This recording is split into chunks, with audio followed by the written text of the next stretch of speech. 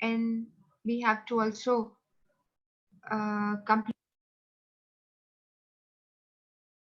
We just discussed a few things about email, that is called electronic mail, and we discussed that there is going to be a system, the global networking system, that's internet. And if you just think of the networking system within a company, you call it intranet. और ये भी हमने कल देखा कि traditional post की बजाय हम इलेक्ट्रॉनिकली कम्युनिकेट करते हैं, and it's going to be removing the barriers, जिससे कि हम किसी पर्सन से किसी भी जगह पे बात कर सकते हैं। बहुत सिंपल और इजी हो गया है, अटैच कर सकते हो चीजों को, आप साथ भेज सकते हो। फिर आपको बताया था कि यूनिक आपका आइडेंटिफिकेशन जो होती है with the help of your email ID, जो आपका जैसे ये लिखा हुआ नजर आ रहा है, इस पर आपको सवाल आएगा। और जब कोई पर्सन आपको ईमेल करता है, वो हमने देखा कि जाकर अपने बॉक्स को खोलता है, उसके ऊपर इनबॉक्स को, आउटबॉक्स को, इनबॉक्स में आपकी मेल आती है, आउटबॉक्स में आप लिखते हो, उस पर न्यू मैसेज क्लिक करते हो तो नया मैसेज के लिए आपको स्लॉट निकल आता है, जिसके ऊपर पेज पर आप लिख सकते हो, और ऊपर आपके पास टू फ्रॉम और सब्जेक्ट की ऑप्शन होती है। इसके अलावा कल मैंने आपको बताया था कि इसमें CC that's a carbon copy and BC the blind copy, उसका मैंने कॉन्सेप्ट आपको दिया था, ये आपको याद रखना है। फिर एक टर्म हमने देखी थी सिंक करना, ईमेल का सिंक्रोनाइज करना, that's going to be the same email जो आपके तमाम डिवाइसेस पे आपको मिल जाती है, डाउनलोड हो जाती है, उसकी कॉपी हो जाती है समझ लो वहां पे। और फिर अगर आप एक जगह पे उसके साथ जो भी आपको ट्रीट करते हो, डिलीट कर देते हो या उसको क्लोज करके रख देते हो फ्यूचर यूज के लिए, तो वो बॉक्स जो है चूंकि क्लाउड में मौजूद है, इसलिए आपको वो आपकी एक्सेस रहेगी। और ये यहाँ पे तरीका आपको बताया था कि कैसे ईमेल करनी है आपने, और ये भी आपको बताया था, ये चूंकि बॉक्स सामने आ रहा है, चूंकि इम्पोर्टेंट टॉपिक है, इसमें आपको बताया था कि आपकी जो है, अगर आप CC करते हो तो सेंडर को पता चल जाएगा किसी और को भी भेजा है, और जिस कोई और जो है उसको भी पता चल जाएगा सेंडर कौन था। लेकिन अगर आप उसको BC कर देते हो, दैट्स अ ब्लाइंड कॉपी, उसे नहीं पता चल सकता सेंडर को कि किसको भेजा है, लेकिन जिसको भेजा है उसको पता चल जाता है, जिसको ब्लाइंड कॉपी जाती है। ठीक हो गया? ये आपको तरीका बताया था। फिर आपको तरीका बताया था रिप्लाई करने का, फिर रिप्लाई द सेम पर्सन, उसको जवाब चला जाएगा, और जब आप जवाब चला जाएगा and you are not changing the subject line, तो वहां पे री लिखकर और वही टॉपिक आगे आ जाएगा। फिर आपके पास रिप्लाई ऑल करोगे तो उन्होंने जितने लोगों को मैसेज भेजे हुए थे उन सबको भी आपका मैसेज चला जाएगा। तो ये एक इसमें ऑप्शन बताई थी। फिर फॉरवर्ड की ऑप्शन आपको बताई, जिसमें FWD इज द कंट्रैक्शन, उसका शॉर्ट फॉर्म है, और इस पर आपने कोई भी आपको जो मेल आई है आपने किसी को फॉरवर्ड करनी है, तो आप सिंपली फॉरवर्ड को क्लिक करेंगे और एक स्लॉट पर वो आपसे पूछेगा किसको भेजनी है, आपने ईमेल आईडी उसका लिखना है। और हम जब अपने कॉन्टेक्ट्स में वैसे भी हम लिख रहे होते हैं, तो आपका कंप्यूटर खुद ही आपको ऑप्शन दे देता है, क्योंकि कॉन्टेक्ट लिस्ट में जो लोग होते हैं they give you an option कि इसको लिखना है। से एक पर्सन है इमरान, तो मेरी अगर कॉन्टेक्ट लिस्ट में इमरान के नाम के साथ कोई और नाम है, इमरान अमजद है, इमरान अली है, मोहम्मद इमरान है, कोई भी नाम है, तो वो आपको ऑप्शन देता है कि आपने किसको करना है। तो usually just you click that persons name और वो उसको चला जाता है। फिर आपको बताया था कि आपके यहाँ फिल्टर होते हैं, जैसे कि आपकी ईमेल जो है फिल्टर हो सकती है और वो क्वारंटीन कर देती है, यानी अलग कर देती है। आप चेक कर लें कि कहीं आपकी ईमेल जो आपको चाहिए वो तो नहीं चली गई। फिर आपको अटैचमेंट का भी तरीका बताया था कि you just click on to the attachment button and that's going to give you an option कि तुमने क्लाउड से करना है इसको अटैच या तुमने अपने कंप्यूटर से करना है। तो दोनों सूरतों में जहां से आपने करना है वो आपको वहां ले जाता है, वहां से आपने फाइल सिलेक्ट की और वो अटैच हो जाती है। It takes a little time और उससे वो चली जाती है। फिर आपको कुछ फोल्डर्स के नाम बताए थे, ये सारे फोल्डर्स के नाम, ऊपर जो 5 नाम आ रहे हैं ये फोल्डर्स के नाम है। और आप अपने खुद से फोल्डर्स बनाना चाहो अपनी जरूरत के मुताबिक, जैसे मेरा एक फोल्डर है उसका नाम है रिपोर्ट, तो मैंने रिपोर्ट की फोल्डर रखा हुआ है। इस पे कोई ऐसी बात नहीं है कि सिर्फ ये लिखे हुए फोल्डर पर्सनलाइज्ड फोल्डर जो है उनका नाम यही होगा, वो होगा जो आप करना चाह रहे हो। ठीक है, ये बात आपको भी बताई थी। फिर आपको ये बताया था कि ईमेल जो है उसके कुछ बेनिफिट्स भी हैं और कुछ लिमिटेशंस हैं। एक तो आपको ये बताया कि कितने ही लोग जो हैं वो लो कॉस्ट पे आप इसको लोगों को एक ही वक्त पे बहुत सारी भेज देते हैं। यहाँ पर बात हमने रोकी थी। बेनिफिट्स में एक टर्म आई है जो हमने पहले भी आपको बताई है, वो टर्म का नाम है ऑडिट ट्रेल। ये लिखा हुआ है, जब आपको ऑडिट ट्रेल चाहिए यानी प्रीवियस कम्युनिकेशन का रिकॉर्ड चाहिए, तो आपके लिए ईमेल से बड़ी अच्छी चीज कोई नहीं है। बिकॉज जो भी ईमेल कोई किसी को सेंड करता है वो हमेशा के लिए एक एविडेंस यानी सबूत रहता है। और अगर मैं आपको ईमेल करूं, आप मुझे रिप्लाई करें, मैं फिर उसका रिप्लाई करूं, तो एक स्ट्रिंग बन जाएगी, एक लंबी सी जैसे एक थ्रेड होता है वो बन जाएगा, और फिर आप उसको जो है यूज कर सकते हैं। और फिर ये देखना चाहिए इसमें कि आप जो है ऑटोमेटिकली आप उसको रिटेन कर सकते हैं, और जो भी आपने किसी से कॉन्वर्सेशन किया वो आ सकती है। और ये इतना ही फायदे की चीज होती है यानी ईमेल, अगर आप पॉजिटिव यूज कर रहे हो। जैसे मैं आपको एक मिसाल देती हूँ, इट हैपेंड विद मी कि मैं एक जगह मेरी हमारे काम कर रही थी, तो पढ़ाती थी, तो वहाँ पे प्रिंसिपल वहाँ के हैं, उन्होंने मुझे एक दिन ऑफिस में कहा कि आप मुझे मिलें। तो मैं अपनी सीट से उनको मिलने गई ऑफिस में। तो उन्होंने मुझे ये बताया कि उनकी कोई पुरानी एक वहाँ पे थी फैकल्टी में खातून थी, तो वो पीएचडी के लिए बाहर चली गई थी इंग्लैंड में। तो अब वो कुछ अपने पाकिस्तान के डिफरेंट जो हैं इंस्टीट्यूट्स हैं, या जहाँ जहाँ वो एक्सेस कर सकती थी, जिन जिनको मिल सकती थी, उनकी जो है इंग्लिश की प्रोफिशिएंसी स्टूडेंट्स की चेक करने के लिए उन्होंने एक थीसिस थे जिस पे काम कर रही थी। उसमें होता ये है कि जब आप किसी थीसिस पे काम कर रहे होते हो, तो you go for your personal research, आप जाके खुद जाते हो। जैसे मुझे याद है कि मैंने जिस थीसिस पे काम किया था उसमें मैंने इनोवेटिव मेथोडोलॉजी ऑफ टीचिंग पे काम किया था। उसमें ये था पंजाब यूनिवर्सिटी से ये मैंने काम किया, तो यानी वहां मुझे थीसिस जमा कराने थे। अब इनोवेटिव मेथोडोलॉजी ऑफ टीचिंग क्या थी, मुझे बहुत डिसअपॉइंटमेंट हुई थी इस सर्वे को करने पर। मैं बहुत सारे बड़े बड़े कॉलेजों में गई और वहां पर जाके उनका टाइम लिया प्रोफेसर से, जब मैं स्टूडेंट थी। तो उनसे मैंने कुछ क्वेश्चंस किए थे, और आप यकीन करें कि मोस्ट ऑफ द पीपल जो कि स्पेशली गवर्नमेंट में कॉलेजेस में यूनिवर्सिटीज में पढ़ाते हैं, या बाकियों का मुझे नहीं पता प्राइवेट में कितनी एफर्ट पुट कर रहे होंगे, जरूर करते हैं।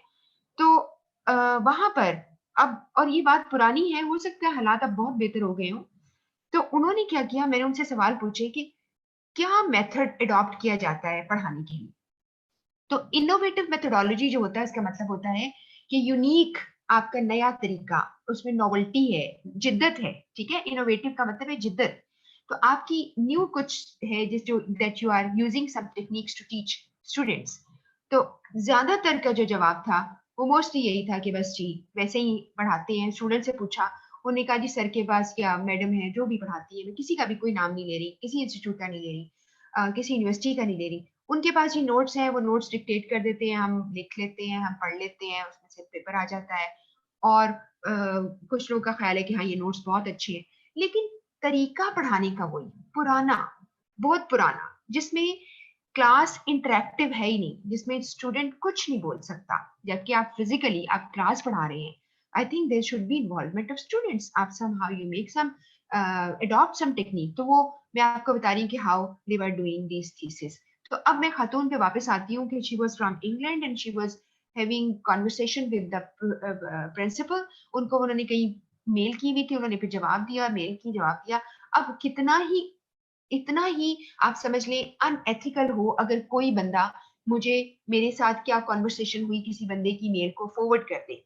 लेकिन उन्होंने मुझे इसलिए फॉरवर्ड की थी, उसमें कोई ऐसी सीक्रेट बात नहीं थी, सिर्फ वो ये देखना चाह रहे थे कि मेरी कॉरेस्पॉन्डेंस क्या हुई है इन खातून के साथ, कई दिनों से हो रही है, और वो चाहती क्या है, यानी वो किस किस्म की सर्वे करना चाहती है। तो फिर मैंने उनको बहुत अच्छी तरह से अपनी पूरी कोशिश की, उनको फैसिलिटेट किया।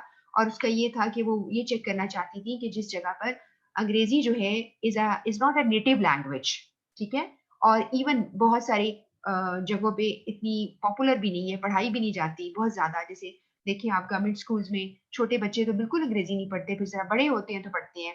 या अंग्रेजी जो है वो किस हद तक जो उर्दू मीडियम है उसमें नहीं पढ़ाई जा रही, सिवाय इंग्लिश का एक कोर्स होता है।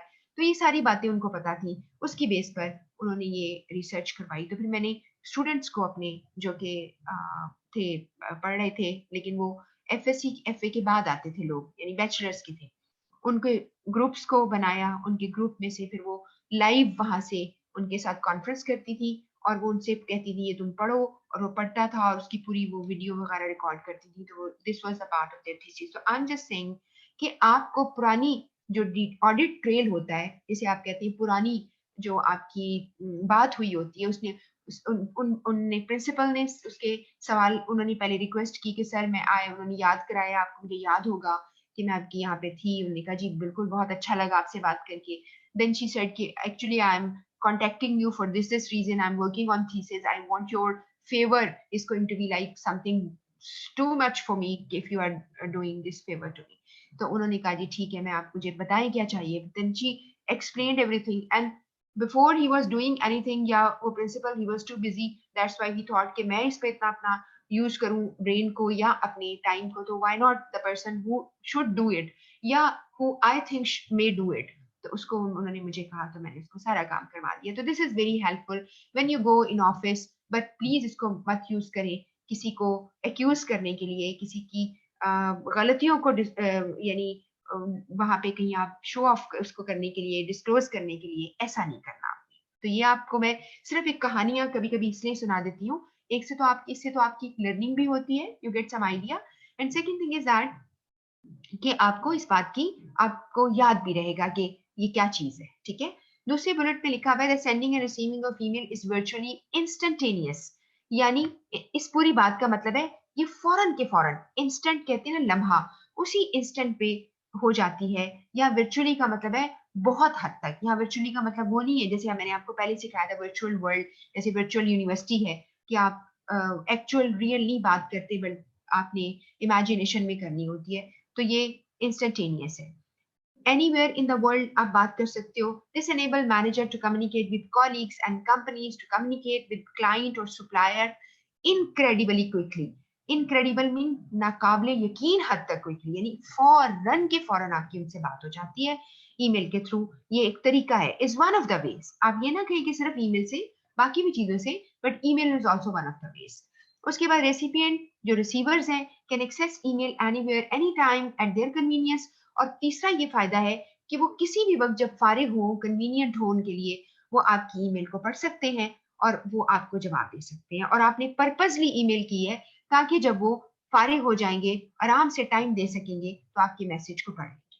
उसके बाद चौथा पॉइंट है traditional and expensive mail shots to multiple recipient can be replaced by significantly quicker and cheaper multi-recipient email communication achieving much greater penetration। ये जो सारी बात कही ये बहुत ही टेक्निकल है, इतना बस समझ लीजिए कि आप अगर वैसे लोगों को इंडिविजुअली ट्रेडिशनली भेजें तो उसको वो बड़ा एक्सपेंसिव पड़ जाता है, लेकिन जब आप इसे एक पैकेज के तौर पे ले लेती हैं तो this is going to be easy. लेकिन ये आप इस पे परेशान मत होइएगा, इस पे आपको कोई सवाल नहीं आने लगा। बस ये लिखा हुआ है कि email is going to be very easy. आगे लिखा है for example when a large global organisation need to communicate corporate messages to 100,000 employees it can also do in a matter of minutes. कि आपके पास पूरा एक पैकेज होता है, तो आपने 1 लाख लोगों को मैसेज देना है, तो एक मेल के थ्रू चला जाता है। बिल्कुल ऐसे ही है जैसे कि आप एक सॉफ्टवेयर आपके पास होता है, तो आप उसमें सारे लोगों के फोन नंबर्स डाल देते हो और आप उनको व्हाट्सएप मैसेज कर देते हो या एसएमएस कर देते हो, सबको चला जाता है। ये थोड़ा कि आप एक एक नंबर डालकर और एक एक को लिखते हो,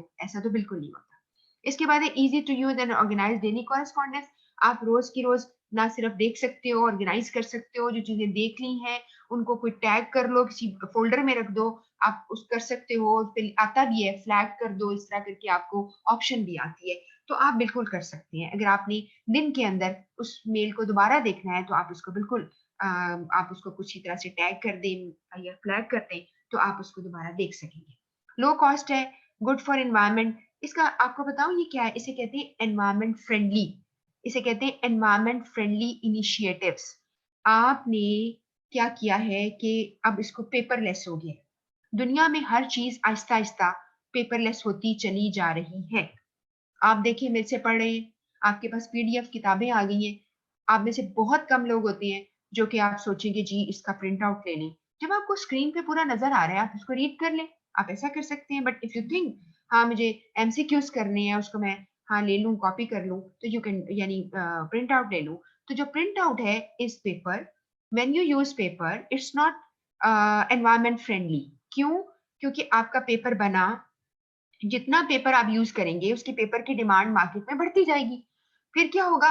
कितने दरख्त कटेंगे, कितनी मशीनें चलेंगी, उसको रिफाइन करेंगी, पोल्यूशन अलग फैलेगा। तो इसलिए जो ईमेल है वो एनवायरमेंट फ्रेंडली है, जबकि पेपर पे काम करना एनवायरमेंट फ्रेंडली बिल्कुल भी नहीं है। जब पेपर फारिग हो जाएगा फिर क्या करना है? इसको रिसाइकिल करेंगे, ठीक है, फिर उसके ऊपर मशीनें चलेंगी, फिर जमीन हवा फिजा को गर्म करेंगी। तो ये सारा कुछ जो है इसे कहते हैं कि ये एनवायरमेंट फ्रेंडली है या गुड फॉर एनवायरमेंट है। ठीक है, ये बात समझ में आ गई। आगे है लिमिटेशन ऑफ ईमेल। अब लिमिटेशन ऑफ ईमेल में यानी उसकी नेगेटिव असरात क्या है, उसके लिए common limitation of email include can be an inefficient way of reaching a decision where a telephone call or meeting might better facilitate an immediate exchange of views and reaching a consensus. Consensus कहते हैं किसी की राय लेना, रजामंदी लेना, बड़े पैमाने पर लोगों से मशवरा लेना। तो आप अगर ईमेल करके बैठेंगे और वो बंदा ईमेल का जवाब देगा, अगर सिर्फ आप ईमेल पे फोकस कर लें तो फिर एक अच्छा आइडिया नहीं, it's not a good idea that people are going to be emailing you about their decision, about their opinion regarding any matter. आपने कोई मैटर सॉल्व करना है, आपने कोई डिसाइड करना है, तो लोग आपको वो करेंगे। तो this is going to be, आप किसी कंसेंसस पे, किसी रजामंदी पे, आप किसी नतीजे पे नहीं पहुंच पाएंगे। ठीक है, तो इमीडिएटली नहीं पहुंच पाएंगे, ये प्रॉब्लम आ गई। दूसरा है can be seen as an insensitive way of sharing bad news. अब अगर ये भी कहा जाता है कि अगर कोई बैड न्यूज है ना, तो प्लीज आप ईमेल ना करो किसी को, बेचारा उसको देख के एकदम उसका हार्ट फेल ही ना हो जाए। तो आप उसके लिए पर्सनल मैसेजेस करें जिसमें लिखा है when a human touch would be more appropriate. अच्छा, एक लफ्ज है ह्यूमन टच। ह्यूमन टच का बिल्कुल ये मतलब नहीं है कि आप दूसरे दोस्त को हाथ में लाएं तो this is human touching another human. It doesn't mean that. Human touch एक टर्मिनोलॉजी है। इसका मतलब होता है कि it's going to give you a feel of human being, that there is going to be people who are talking to you and that's going to be very very considerate। आपको सबको 7 C's याद है ना? Considerate. इंशाल्लाह हम revision करेंगे इन सारी चीजों की ताकि हम मेक श्योर करें कि आपका पेपर जो है वो बहुत अच्छा हो जाए। तो इस तरह अभी मुझे पता है कि बहुत सारी चीजें हम आप इकट्ठी करे जा रहे हैं और अगर आप इसको साथ साथ नहीं पढ़े तो भी प्रॉब्लम है, लेकिन आप पुराना अगर छोड़ा हुआ है आपने तो प्लीज उसको पढ़ना शुरू करो। मैं आपको रिवाइज जब कराऊंगी that's not going to be like कि मैं एक एक चीज दोबारा बताऊंगी। देखो, रिवीजन करती है ना जब, is a kind of discussion where you know and I know and we are going to discuss a point। वहां पर मैं आपको कुछ चीजें बताऊंगी। तो human touch is related to something considerate. Consideration जो कि 7 C's का एक पार्ट है जिसमें आपने लोगों को फील करना है। तो यहाँ पर आपको एक फील आती है when you have a bad news message या किसी के लिए बुरी खबर है, किसी को कहा है कि जी हम आपको हायर नहीं कर रहे, तो बेचारे को इस तरह मत करो, तो थोड़ा सा पर्सनल मैसेज कर दो या पर्सनली बात कर लो, उससे ज्यादा बेहतर है टेलीफोन करो या किसी को अगर मीटिंग रख सकते हो किसी के साथ तो करो। लेकिन यूजुअली ईमेल जो है, अगर मैं ये बात करी हूँ ना, जहां तक कि जी लोगों को नहीं रखा जाता, उसके लिए और कोई सोल्यूशन नहीं है, आप ईमेल ही करेंगे।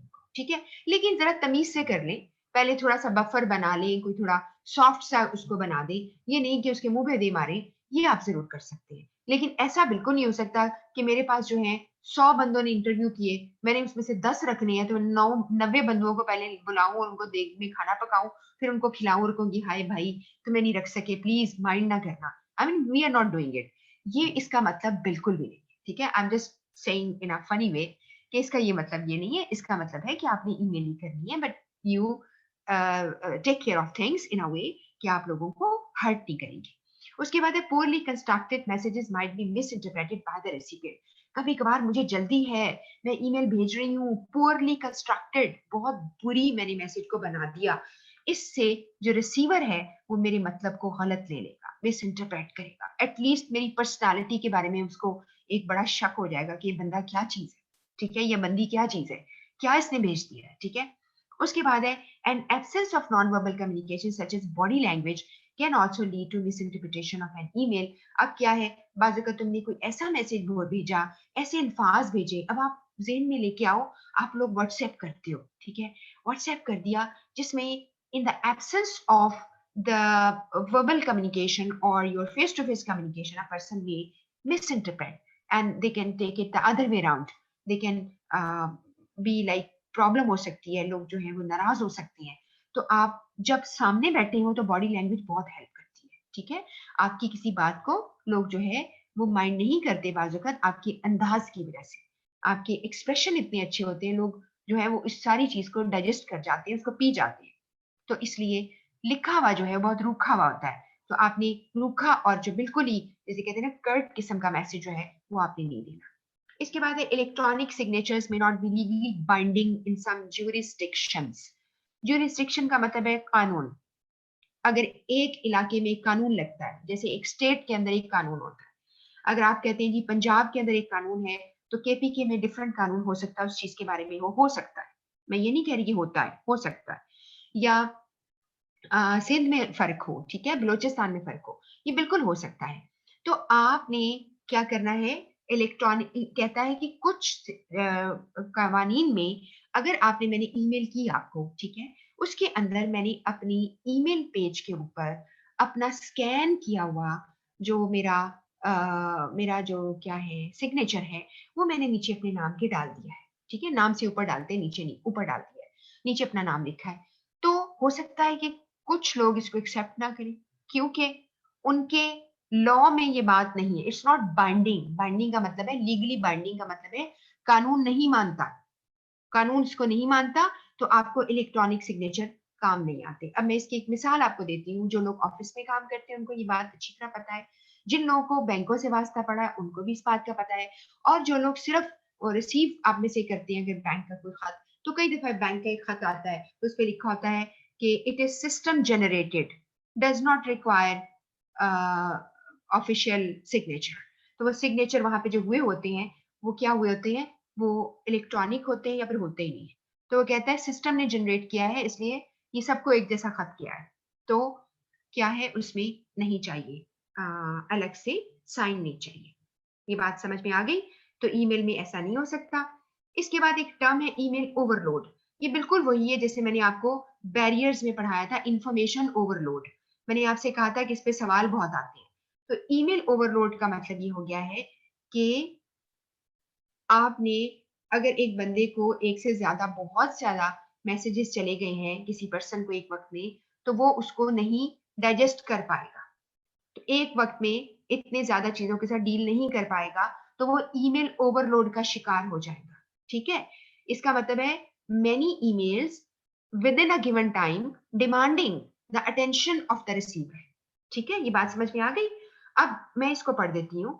कहता है email overload given how easy it is to include multiple recipient on emails, there can be a tendency to include non-relevant recipient in emails।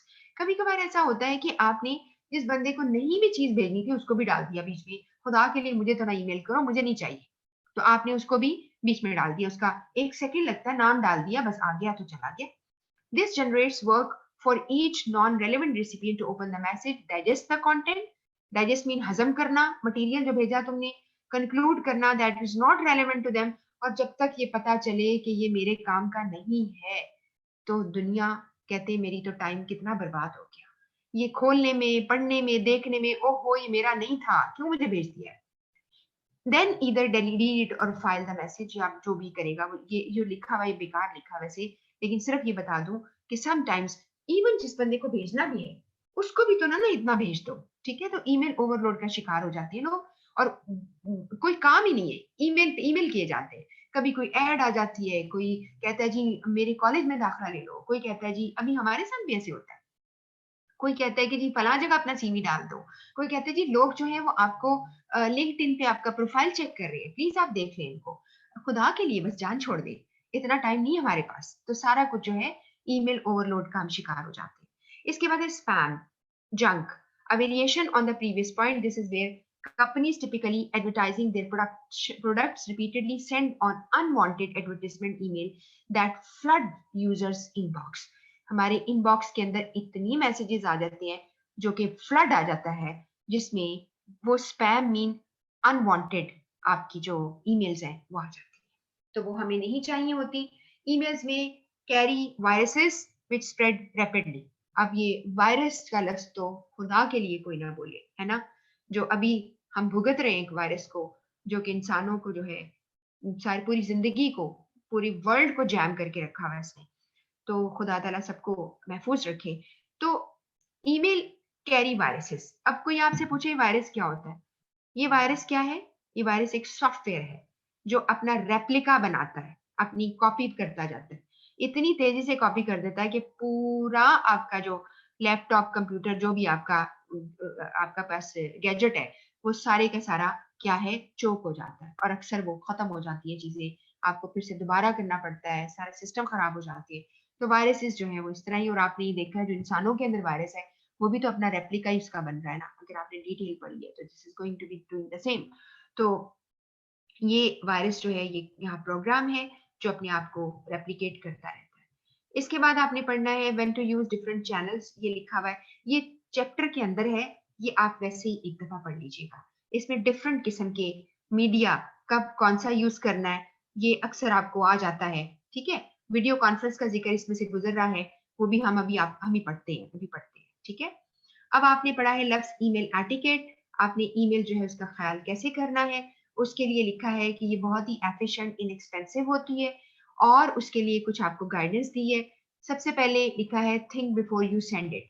आप भेजने से पहले 100 दफा सोच लें कि आपकी चीजें कंप्लीट हैं, आपने सारा कुछ लगा दिया है, और ये वही रेसिपिएंट है जिसको ईमेल जानी चाहिए थी। तो ईमेल के जो एटिकेट हैं, उसके तरीके हैं, इनका आपने ख्याल करना है, ठीक है।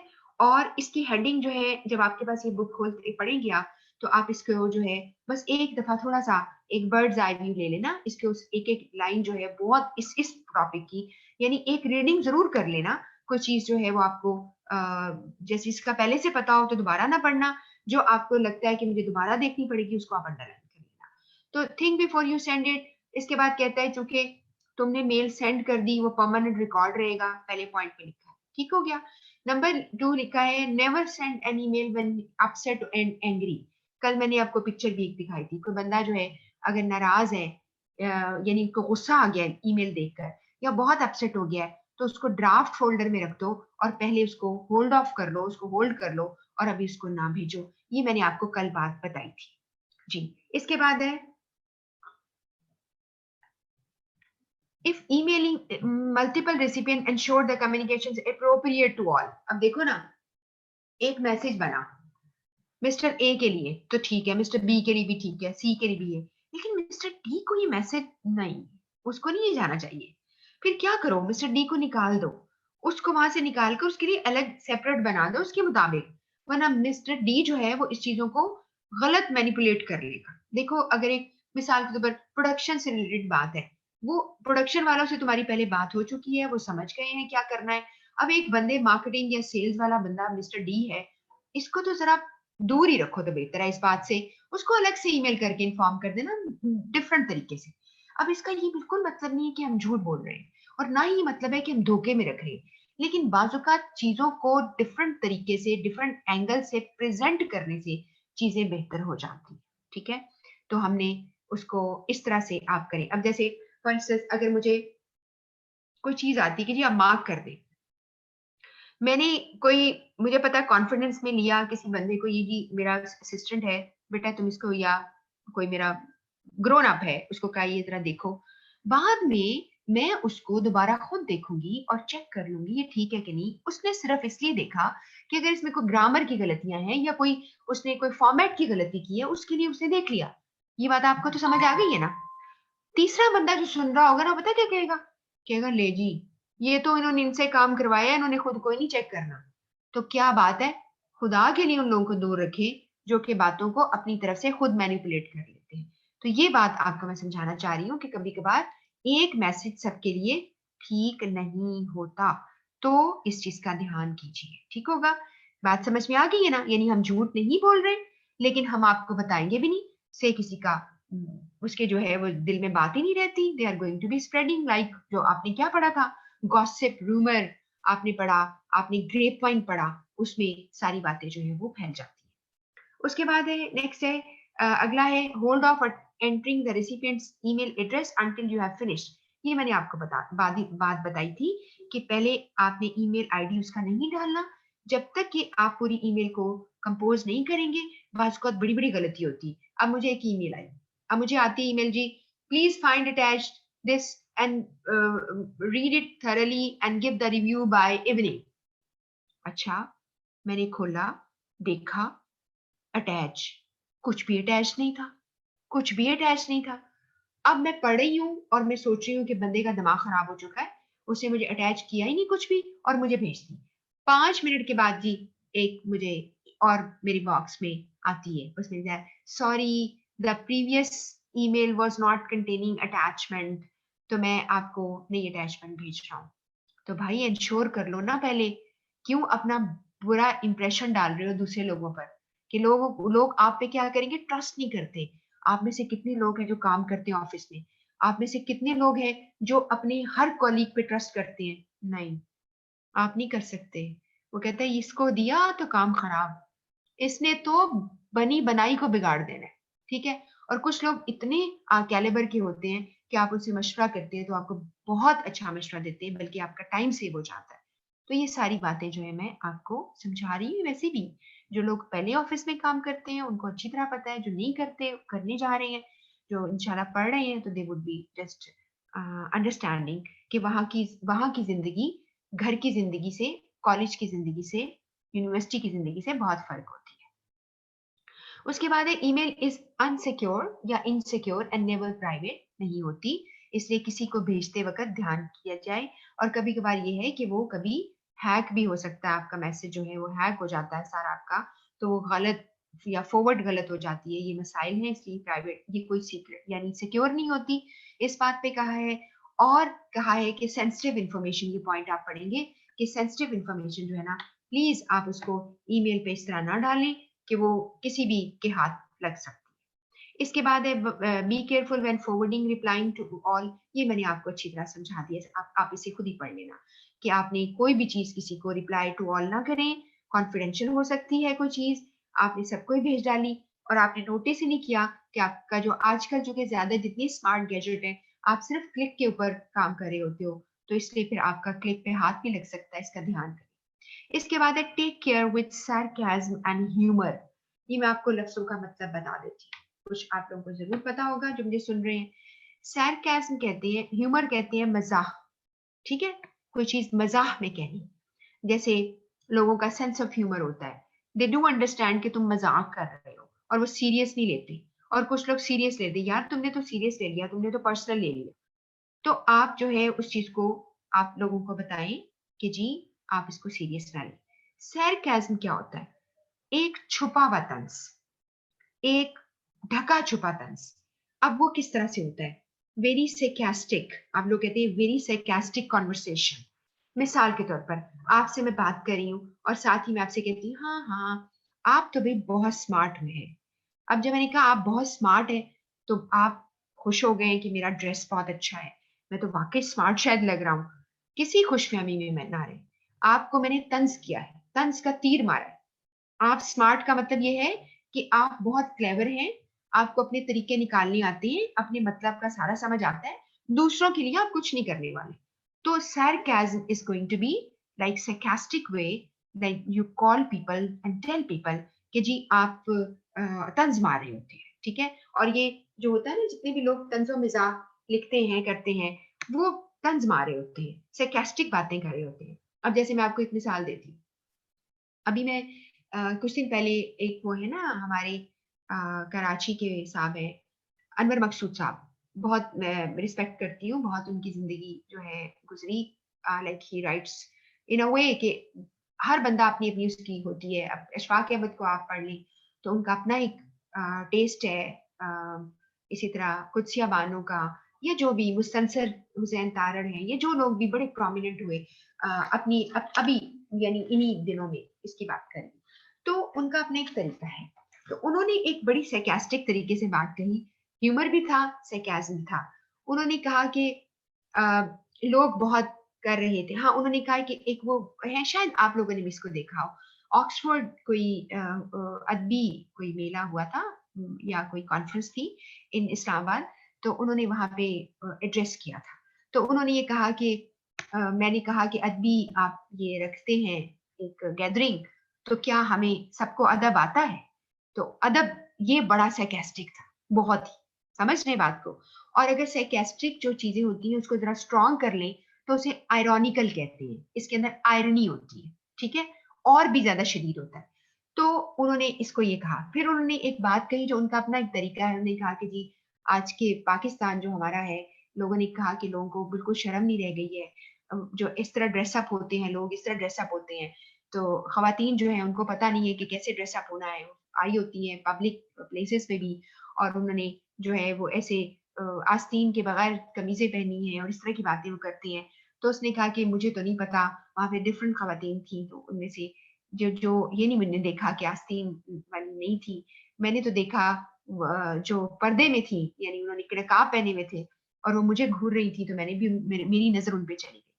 अब it's again sarcastic, I am not doing it, मैं इसलिए नहीं कह रही हूँ कि खुदा न खास्ता मैंने कोई रिलीजन के बारे में बात कही, कुछ और कही, लेकिन पर्दा हमारे लिए वाकई बहुत रिस्पेक्ट काबिल है। लेकिन एक बात का ये जो कहते हैं, इसका मतलब ये नहीं होता कि everybody who is going to be wearing पर्दा, कि वो जो है वो आप समझ लें कि बहुत ही वो एक अलामत है इस चीज की, ऐसा नहीं है, ऐसा बिल्कुल नहीं होता। अब बाहर जो जितने भी कंट्रीज हैं, मिडिल ईस्टर्न कंट्रीज के नेटिव्स जितने भी लोग हैं, वो सारे ही सऊदी अरब में स्पेशली सबके सब लोग जो हैं वो पर्दा, यानी कपड़े जो उनके क्लैड होता है ब्लैक, उसको पहन के आते हैं। हम जब जाते हैं तो वहां पे उम्रा वगैरह के लिए तो आप उसके बगैर नहीं फिर सकते ना, आप you have to wear it, perfectly fine, perfectly fine, because खवातीन जो है उनका तो है। लेकिन मैं सिर्फ आपको ये बताना चाह रही हूँ समझाने के लिए। अदब की मिसाल चलो ले लो, अदब की जो मिसाल दी है कि क्या लोगों को अदब आ गया है, तो तभी आप अदबी मुकाबले रख रहे होते हैं, तो this is going to be sarcastic way हम उससे बात करते हैं। तो कहता है कि जब तुम खत लिखो, ईमेल करो, तो प्लीज इसका ध्यान करो, लोग बुरा मना जाएंगे। बात समझ में आ गई? इसके बाद वो कहता है यहाँ पर कि जब आपकी बॉडी लैंग्वेज हो, सामने आमने बैठ के बात करोगे, तो लोग जरा ज्यादा नहीं बुरा मनाते। और यहाँ पे लिखा है एक वर्ड है ऑफेंसिव, ऑफेंसिव मीन नाराज कर देना, आप लोगों को ऑफेंड कर देते हो। अब जैसे मैंने भी बात कही है, ये कुछ लोगों को ऑफेंड कर गई होगी, बिल्कुल कर गई होगी। लोग कहते हैं आप होते कौन है लोगों को क्रिटिसाइज करने वाले, कि जो पर्दा ऑब्जर्विंग लोग हैं उनको आप कैसे कह सकते हैं।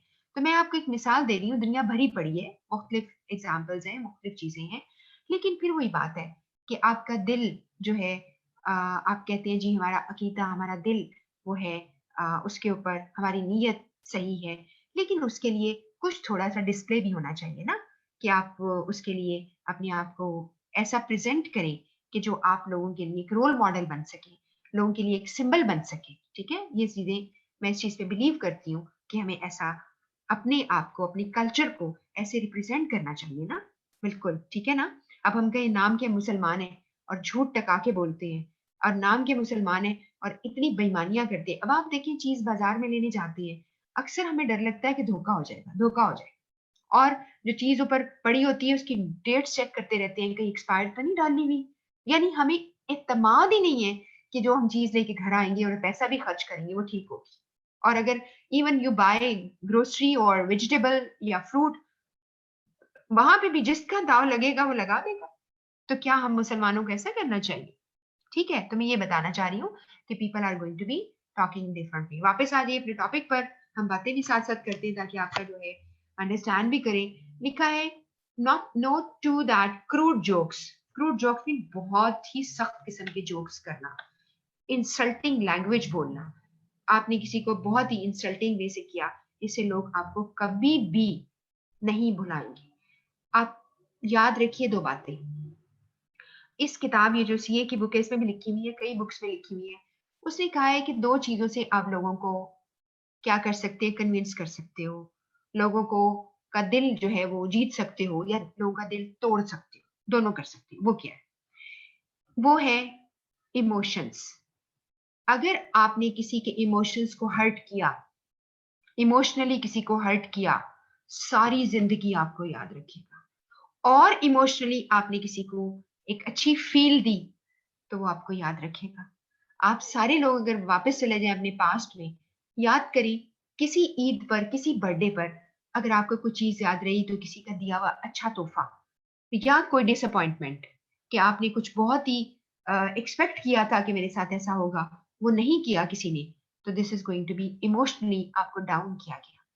और दूसरी चीज होती है जिसे आप कन्विंस लोगों को कर सकते हैं, वो है लॉजिक्स। अगर कोई लॉजिक्स के साथ बात करोगे, कहते हैं ना लॉजिक की मार मारो, अगर कोई लॉजिक्स के साथ बात करोगे तो लोग जो है वो आपकी बात मानेंगे, चाहे वो छोटा सा बच्चा क्यों ना हो, वो आपकी बात सुनेगा। ठीक है। और अगर आपने लॉजिक क्या है, बच्चे से कहा बेटा तुम ये बड़ा अच्छा काम किया है, तुम करोगे ना तो मैं तुम्हें चॉकलेट दूंगा। लो जी, आप 20 रुपए की थकी चॉकलेट ले आए हैं। अब बच्चा आपका नेक्स्ट टाइम काम नहीं करेगा, प्लीज। अब ना सोचिए कि वो अगला काम करेगा। ठीक है। तो आपने उसके लिए लॉजिक की मार मारनी है कि भाई वाकई it's logical if somebody is doing something for you and reward उसका बहुत ही अच्छा है। ठीक है। अब ये नहीं मतलब है एक चॉकलेट चलो 20 रुपए की बच्चे के लिए अच्छी होती है, लेकिन मैं वैसे मजाक से कह रही हूँ कि this can be like this. अच्छा जी, आगे बात आई कि बच्चा भी लॉजिक की बात मानेगा, वो आपकी बात ऐसे वैसे आपके चक्रों में नहीं आएगा। अगला पॉइंट है use clear and standard grammar and punctuation. बिल्कुल सही है, ग्रामर और पंक्चुएशन का ख्याल करना है। मैंने उसके लिए आपको क्या तरीका बताया था, आपकी लाइफ के लिए यानी लिखा हुआ। मैंने आपको बताया था कि आपने क्या करना है, आप कर लो उसके ऊपर वर्ड में कर लो और जाके पेस्ट कर दो, वर्ड सारा आपको माइक्रोसॉफ्ट वर्ड सारा कुछ बता देगा। ठीक है। और इसलिए ईमेल जो है इसका आपने ध्यान करना है, जहां आपको लगे कि सही नहीं है आप इसको चेक कर लेंगे। ठीक है। ये लिखा हुआ है इसके अंदर। उसके बाद अगला इसका छोटा बुलेट है, केयरफुल व्हेन कैपिटलाइजिंग वर्ड्स। इसके ऊपर भी आपको सवाल आ जाता है, यानी आपने अगर हर लफ्ज को कैपिटल किया तो उसके लिए बड़ी जबरदस्त इसने बात की है। उसने कहा है इक्वलेंट ऑफ शाउटिंग। इसका मतलब ये है, इसकी बात का मतलब मैं समझा देती हूँ कि अगर तुमने हर लफ्ज को बड़ा बड़ा करके लिखा तो it would appear as the word is shouting on the page, कि लफ्ज जो है वो पेज के ऊपर शाउट कर रहा है। तो प्लीज उसको इस तरह से ना लिखो, इस तरह बहुत बड़ा बड़ा लिखना कुछ लोगों को तो पता ही नहीं चलता। वो क्या करते हैं, इवन सब्जेक्ट लाइन सारी कैपिटल कर देते हैं, फॉर गॉड से। बिल्कुल समझ नहीं आती तुम्हें कहना क्या है, और जगह इतनी लेती है और वो एक से दूसरी लाइन में चली जाती है, तो लोग बिल्कुल ध्यान नहीं करते। जब आप एक ईमेल करेंगे आपकी जिम्मेदारी उसका ध्यान करें। ठीक है। इसके बाद है, लिखा है कि अवॉइड ओपनिंग सस्पिशियस ईमेल्स। आप कोई सस्पिशियस ईमेल जो है, जो यानी जिसमें आपको कोई शक शुबा हो, उसको आप इस्तेमाल ना करें, यानी उसको ना खोलें। ये आपने इस चीज का ध्यान करना है। और सस्पिशियस ईमेल्स अटैचमेंट है, अगर एक है उसके अंदर ज्यादातर आपको क्या होगा, आपके उसमें ज्यादातर इरिटेटिंग है, वो आपके लिए टाइम वेस्ट करेगा, या फिर उसके अंदर वायरसेस होंगे। ठीक है। ये ऐसी प्रोग्राम होंगे जो आपके सारे सिस्टम को करप्ट कर देंगे, खराब कर देंगे। इसके बाद ये है कि एक और भी चीज लिखी, if you are unfamiliar with the source of an unsolicited email. ये लफ्ज अनसोलिसिटेड मैं आपको पहले बहुत दफा सिखा चुकी हूँ। Unsolicited not demanded, solicited demanded. हर चीज सोलिसिटेड अनसोलिसिटेड हो सकती है। जैसे कि आपने पढ़ा कि प्रपोजल्स होती हैं, कि अगर जो बिजनेस प्रपोजल्स होते हैं वो सोलिसिटेड होते हैं जब आपने खुद कहा है, अनसोलिसिटेड होती है जब आपने नहीं कहा। एडवर्टीजमेंट्स होती हैं सोलिसिटेड जब आपने मंगवाई है उनसे इंफॉर्मेशन, और अनसोलिसिटेड जब उन्होंने आपने नहीं मंगवाई। तो इससे क्या है, अनसोलिसिटेड जब खोलते हैं तो इसमें कहता है lack of business rational. Rational का मतलब है अकल, दलील। उसमें बिजनेस जो है वो आपकी उसकी दलील आप यानी नहीं बनती कि आपने क्यों इसको खोल लिया। ठीक है। तो आपके लिए सस्पिशियस मीन इसमें शक था, इसमें शुभा था, इसमें जो चीजें हैं वो यानी उसके ऊपर आपको ट्रस्ट नहीं था, तो वो सस्पिशियस थी। इसके बाद avoid sending overly large attachments unless absolutely necessary. ये बात भी आपको ज़हन में रखनी है कि बड़ी बड़ी अटैचमेंट्स जो है वो मत भेजो, और अगर भेजती हैं तो पहले उसको बता दो। और उसके अलावा आपको ये भी पता है कि बाजुकात लोगों के इतनी लार्ज फाइल अटैच करते हो तो लोगों का जो सिस्टम है अगर स्लो है तो वो पूरी वहां पे नहीं पहुंच जाएगी, डाउनलोड नहीं होगी। इसका बहुत अच्छा तरीका होता है कि आप छोटे छोटे उसके चंक्स करके उनको बता दें और फिर अटैच कर करके भेजें। और इसके बाद है ईमेल सर्वर है फायरवॉल, जिसे सिक्योरिटी डिवाइस कहते हैं। बस इतना याद रखिएगा, बस आपके सिक्योरिटी सिस्टम वहां पे लगा हुआ है that limit the maximum size of individual email size of users inbox, वो खुद ही आपको बता भी देता है। ठीक है। तो security device, firewall is a security device, इसका नाम आपको कहाँ पता चलेगा? आपको इस सारे सवालों को करना आ जाएगा आपके पास। अब मैं आपको शायद सबको पता है, मैंने कल भी अनाउंस किया था कि आपकी इस कमिंग यानी परसों, डे आफ्टर टुमारो, इसी टाइम पर फ्राइडे सैटरडे संडे तीनों दिन क्लासेस है। ठीक है, तो आप कोशिश करें कि आप इस तरह लाइव सुन लें, और जो नहीं सुनते वो जाहिर है आप अपनी रिकॉर्डिंग तो सुन ही लेते हैं। तो ये आपकी तीनों दिन की फ्राइडे सैटरडे संडे को है, और फिर अगला स्केड्यूल अगर कोई चेंज आती है तो मैं आपको अनाउंस कर दूंगी। और इसके अलावा व्हाट्सएप में जो, अगर आप मुझे सुन रहे हैं CR और GR, तो प्लीज ये मैसेज ड्रॉप कर दें कि परसों डे आफ्टर टुमारो, डेट डाल दो साथ, फ्राइडे सैटरडे संडे को सेम टाइम 4:10 पे आपकी क्लास होगी। ठीक है, और ये टाइम इसलिए थोड़ा पीछे किया है सिर्फ नमाज की वजह से, कि नमाज यहाँ पर हमारे यहाँ, चूंकि हर जगह टाइम तो एक ही है लेकिन नमाज का टाइम फर्क होता है, तो वो चेंज हो जाता है। ठीक हो गया, तो ये आपका है। उसके बाद है one tactic to warn the recipient you plan to send a large attachment beforehand. लिखा है कि अटैचमेंट बहुत बड़ी है तो पहले उनको आगाह कर दो। इसके बाद है एक और चीज इसमें इस्तेमाल हुई है, कीप इट सिंपल। और आपको शायद पता होगा कि इस बुक में, अगर आपकी नजर से ये बुक गुजरी है, तो KISS के नाम से ना बहुत दफा उन्होंने एक एक्रोनिम दिया हुआ है, KISS। KISS जो है इज नॉट द वर्ड जो जो इसका मतलब होता है, इसका मतलब है कीप इट सिंपल, और जो आखिरी S है इसका मतलब है stupid. Keep it simple stupid. अब आप कहेंगे ये क्या है, ये हमें क्या पढ़ाया जा रहा है? ठीक है, word stupid is not good, लेकिन वैसे मैं आपको बाय द वे बता दूं, आप तो लोगों को जब गालियां कोई देता है तो कह देता है ना स्टूपिड उसको। जो साइकोलॉजी की जुबान में एक पर्सन स्टूपिड है या इडियट है, ये भी बुरा लफ्ज है, बुरा लफ्ज है ना, नहीं कहना चाहिए, किसी को नहीं कहना चाहिए। और एक और लफ्ज है गूफ, GOOF। तीनों लफ्जों का मतलब पता क्या है? किसी पर्सन का खुदा न खास्ता मेंटली रिटार्डेड है और उसका IQ बहुत थोड़ा है, यानी वो बिल्कुल पागल नहीं है, इनसेन नहीं है, उसको बेसिक चीजों का पता होगा, अपना ख्याल कर लेता है, खाना पीना भी कर लेता है, लेकिन आप उससे कोई इंटेलिजेंस की बात जो है वो नहीं एक्सपेक्ट कर सकते। हम जो लोग सारे होते हैं, हमारे IQ का चेक किया जाता है, आप सबको शायद अगर पता है। आज हम थोड़ी सी एक्स्ट्रा बातें भी कर रहे हैं, अभी है हमारे पास टाइम, कोई बात नहीं। IQ stands for intelligence quotient. ठीक है, इंटेलिजेंस कोशेंट क्या होता है? आपका कहते हैं ना इसका IQ फारिग है, भाई इससे बात ना करो, इसका दिमाग फारिग है, IQ है ही नहीं। Intelligence quotient is actually a formula जिसमें you have a ratio between your actual age and your mental age. जो एक्चुअल एज होती है उसको क्रोनोलॉजिकल एज कहते हैं, और जो मेंटल एज है आपकी वो मेंटल एज है, उसका रेशियो लिया जाता है। और देखा जाता है कि एक बंदा, बाजू अगर एक बच्चा है, जैसे कुछ लोग बहुत एक्सेप्शनली इंटेलिजेंट होते हैं, जैसे अरफा करीम थी जिसकी आपको पता है डेथ हो गई थी, बहुत ही अफसोसनाक बात है। और कुछ लोगों का ये भी ख्याल होता है कि ऐसे लोग जो है वो जल्दी फारिग हो जाते हैं, ये भी लोगों का कॉन्सेप्ट है। हर इसके ऊपर डिफरेंट थेरीज है, उसमें बात नहीं करें। तो आपका जिनका IQ ज्यादा अच्छा होता है, उनकी एज की मुताबिकत से बहुत जहन फास्ट होता है, हम ऐसे लोगों को गिफ्टेड कहते हैं कि अल्लाह की तरफ से गिफ्टेड है। उसके बाद कुछ लोग आ जाते हैं थोड़े नीचे लेवल पे, तो उनको हम जीनियस कहते हैं।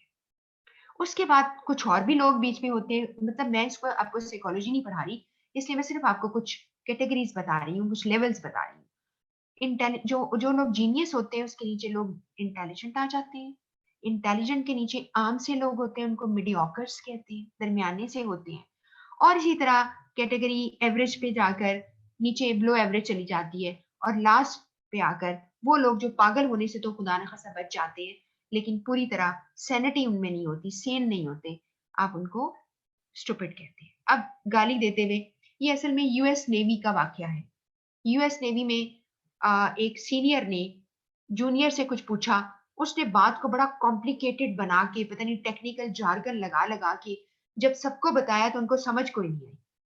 तो उस पर जो सीनियर थे उन्होंने उसको गुस्से से कहा, उन्होंने कहा कीप इट सिंपल स्टूपिड, और वो ऐसा एक्रोनिम चला कि दुनिया अभी भी उसको याद रखे हुए है। ठीक है, इस बुक में वैसे किसी जगह पे लिखा भी हुआ है, ACA की बुक में, कि इसकी स्टोरी जो मैं आपको बता रही हूँ। तो कीप इट सिंपल रखो, avoid using overly intricate colours and fonts. Intricate mean very complicated.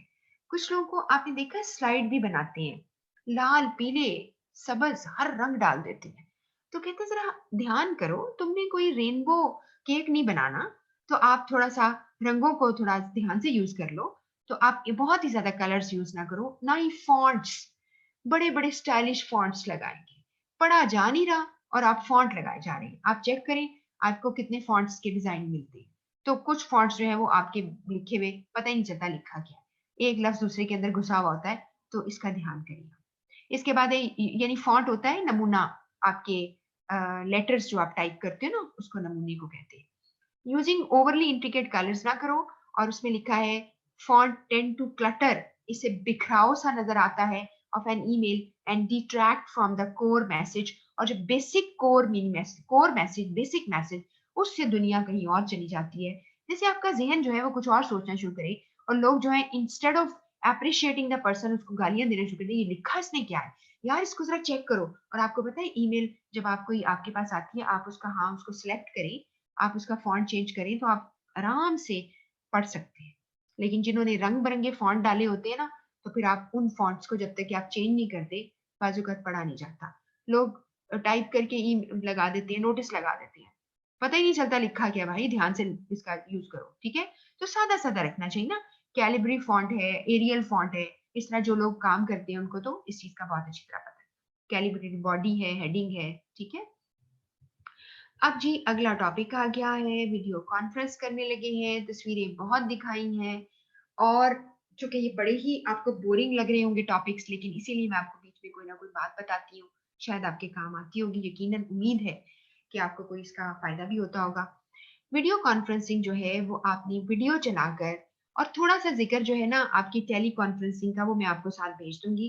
कोई it's not a big deal, it's a kind of उसी की कहते हैं ना बेहतर वर्जन वीडियो कॉन्फ्रेंसिंग।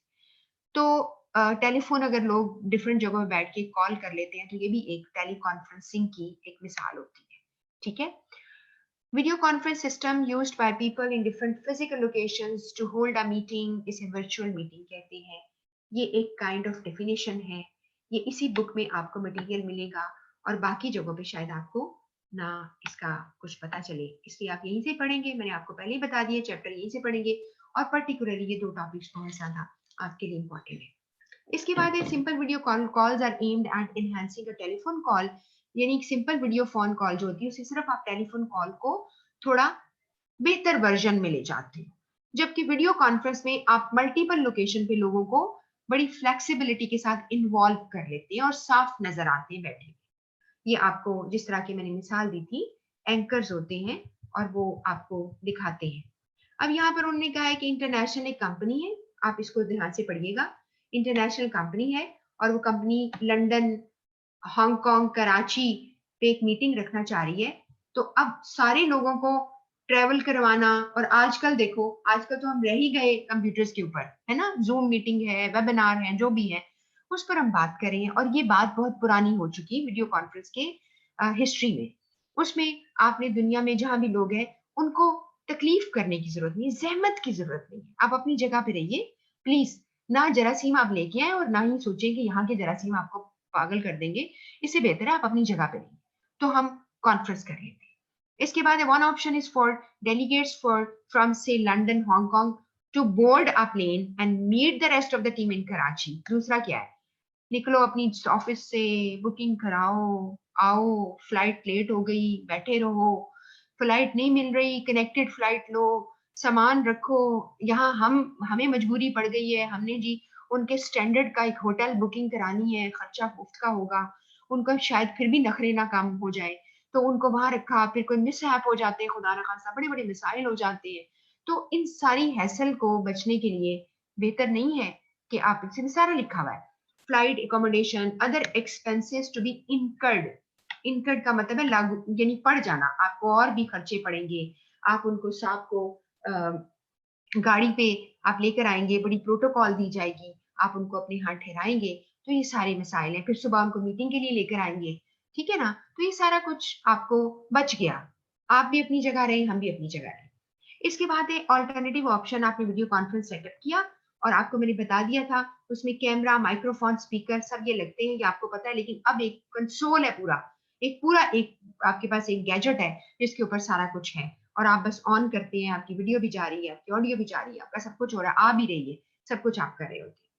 इसके बाद है why is video conference becoming so popular, ये एक बड़ी काम की बात है। इसमें क्या है, सबसे पहले improve lower cost technology with greater bandwidth, यानी नंबर 1 बुलेट पढ़ रही हूँ, लो कॉस्ट टेक्नोलॉजी, पैसा कम लगा, और ग्रेटर बैंडविड्थ आपकी है। और आपको पता होगा कि वीडियो कॉन्फ्रेंस के लिए बाकायदा बहुत सारी प्राइवेट कंपनीज हैं दुनिया भर में फैली हुई है जो आपको वीडियो कॉन्फ्रेंस की सहूलत, जब आप बहुत एक बड़ी कंपनी है, they arrange everything for you, they have their own workforce and they arrange meetings और कनेक्टिविटी करते हैं, मिलाते हैं और आपको करवाते हैं। बहुत सारे ऐसे लोग भी हैं जो कि इन जॉब्स के ऊपर है कि वो लोगों की वीडियो कॉन्फ्रेंसेस जो है वो क्या करते हैं, उसको स्केड्यूल करते हैं और इंश्योर करते हैं। उसके बाद है wider variety of video conference tools available, बिल्कुल ये मिल गए हैं, और इवन आपके मोर पावरफुल पीसीज हैं जिसके अंदर सारा कुछ मौजूद है और आप अपनी पीसी को कन्वर्ट कर सकते हैं और वीडियो कॉन्फ्रेंस वहां पे बैठ के कर सकते हैं। कल मैंने आपको पिक्चर दिखाई थी। इसके बाद इन्वायरमेंटली फ्रेंडली आईटी इनिशिएटिव, ये मैंने आपको ईमेल में भी ये बात बताई, exactly the same thing, exactly the same thing, ठीक है, कि आपने आईटी इनिशिएटिव का मतलब है आईटी ने बहुत बड़े इनिशिएटिव लिए हैं, बहुत बड़े स्टेप्स लिए हैं, जिसपे आपकी कॉस्ट ना सिर्फ कम हुई है ट्रेवल की, बल्कि आपके और बहुत से हैसल्स, बहुत सारी परेशानियां खत्म हो गई। इसके बाद है high travel cost combined with austerity related cost saving initiative, इसके अलावा आपकी परेशानी, आपकी कोई तकलीफें वो खत्म हो गई और आपकी कॉस्ट भी बच गई।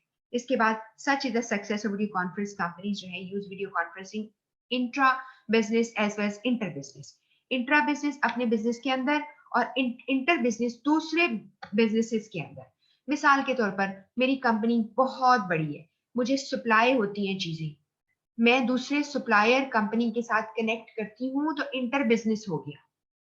और अगर मैं अपनी ही कंपनी में, मेरा कराची हेड ऑफिस है या इस्लामाबाद हेड ऑफिस है, बाकी हम मुख्तलिफ स्टेशन पे बैठे हैं, तो मिसाल के तौर पर आईटी टीम ने कोई काम किया किसी प्रोजेक्ट पे, आप चाहते हैं कि वो प्रोजेक्ट जो है वो लाहौर में, इस्लामाबाद में लॉन्च किया जाए, तो कराची के लोग आपको वीडियो कॉन्फ्रेंस के थ्रू सारी गाइडेंस दे सकते हैं।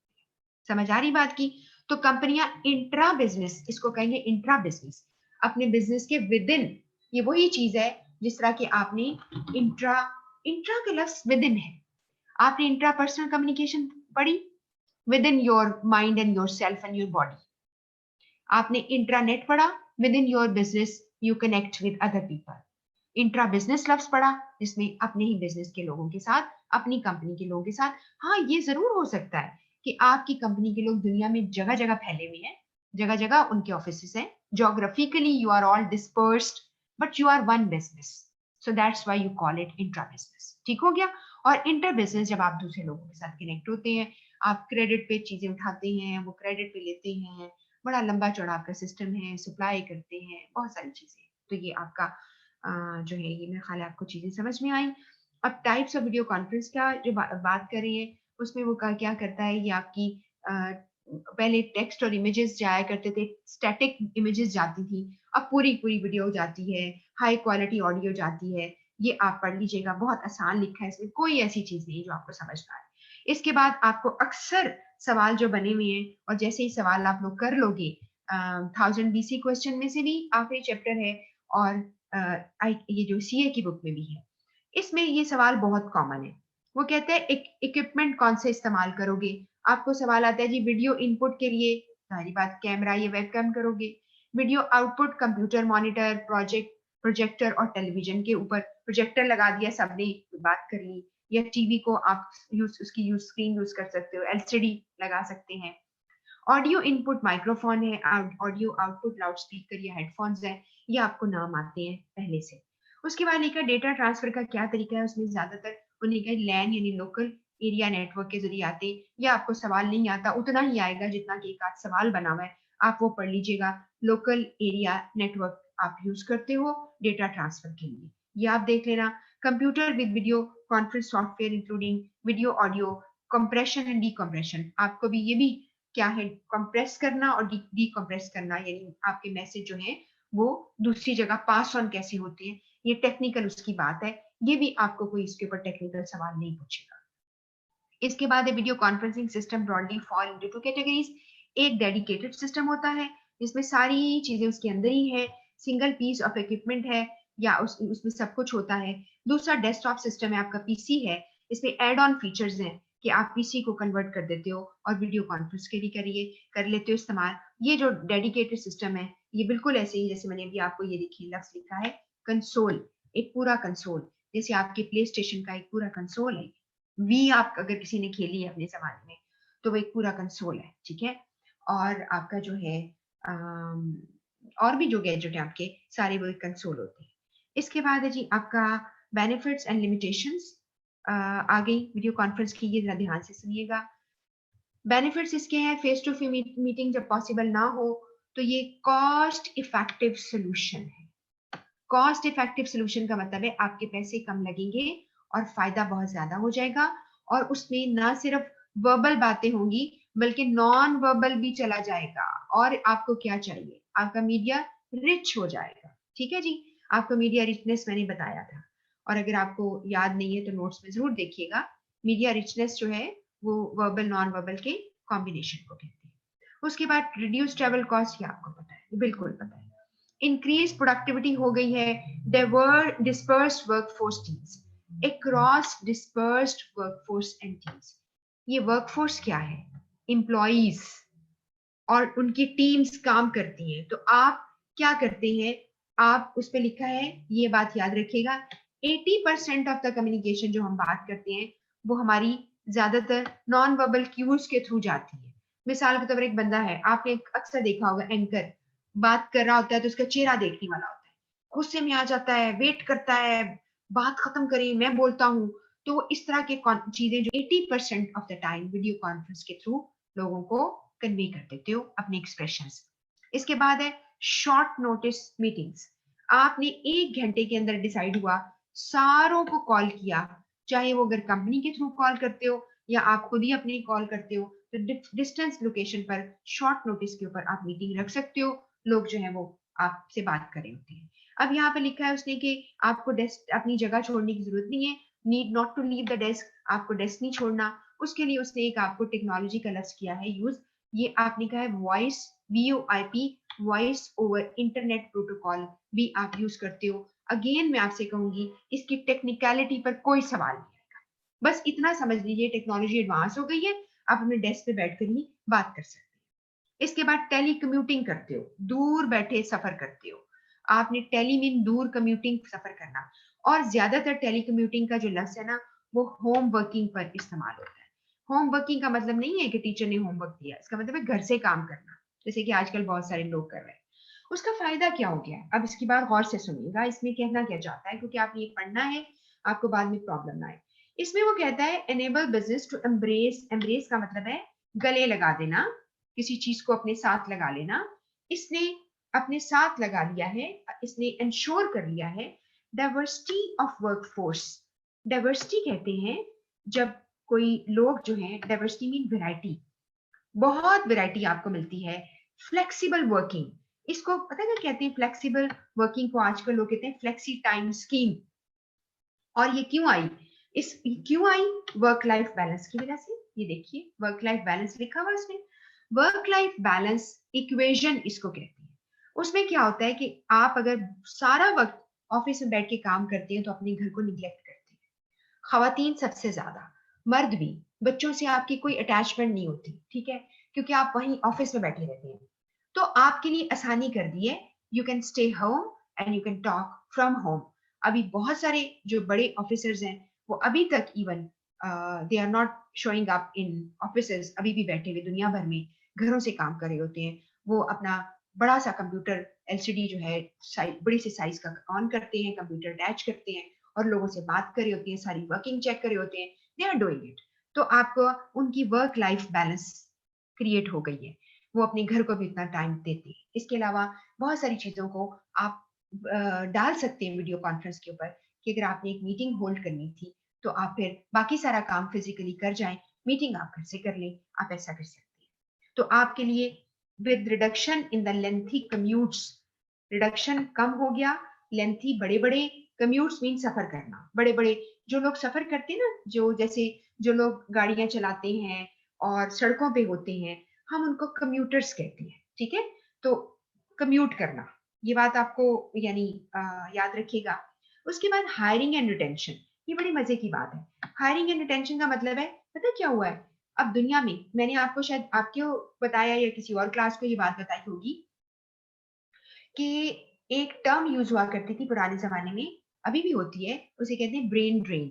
ब्रेन ड्रेन का मतलब होता है कि इंटेलिजेंट लोग, टैलेंटेड लोगों को आपने उठाकर दूसरे मुल्कों में काम करने यानी अपने मुल्कों में बुला लिया। सबसे पहले सबसे ज्यादा ब्रेन ड्रेन हुआ था हिस्ट्री में बर्तानिया से अमेरिका में, ठीक है।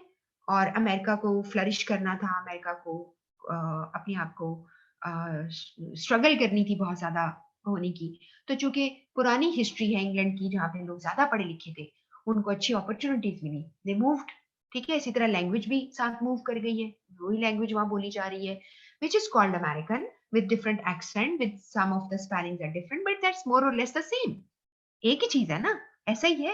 अब हम ये कहते हैं हिंदी, हिंदी लैंग्वेज है, हाँ उसमें बहुत सारे लफ्ज डिफरेंट आ गए हैं जो हम नहीं बोलते।